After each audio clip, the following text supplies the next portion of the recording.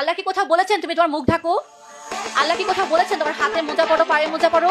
কোথাও বলেছেন যে তোমার চোখ দুটো বের করে রাখো, পুরাটা কভার করো? এই যে আল্লাহ যতটুকুন বলছেন অতটুকুন করাটা হচ্ছে ফরজ, এর বেশি করা হচ্ছে বাড়াবাড়ি। এবং এই বাড়াবাড়ি করার ব্যাপারে আল্লাহ রাসূল বলেছেন দিন নিয়ে বাড়াবাড়ি করো না। বাড়াবাড়ি করে অতীতেও অনেক উম্মাহ ধ্বংস হয়েছে। এবং এইখান থেকে আল্লাহ রাসূল সবসময় বলেছেন বাড়াবাড়ি করো না। কেউ যদি কোরআনের আয়াত নিয়ে একটু বেশি বাড়াবাড়ি করতো, রাসূলুল্লাহ রাগ হয়ে ওনার চেহারা মোবারক লাল হয়ে যেত, কারণ তিনি জানেন এটা ভয়াবহতাটা কতটুকু।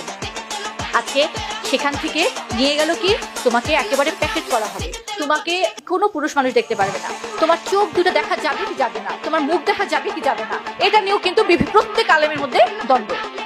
একজন বলে চেহারা দেখা যাবে, একজন বলে যাবে না, একজন বলে চোখ দেখা গেলে চলবে, আর একজন বলে চোখও দেখা যাবে না, একজন বলে হাত মোজা পা মোজা পড়তে হবে, আর একজন বলে পড়বো না। তাহলে আপনি কোনটা শুনবেন? আমার আল্লাহ ওয়াদা করে রাখছে যে বেপর্দা নারীকে আমি আল্লাহ 500 বছরের দূরত্বে রাইখাও জান্নাতের গ্রান তার নাকেও লাগতে দেব না।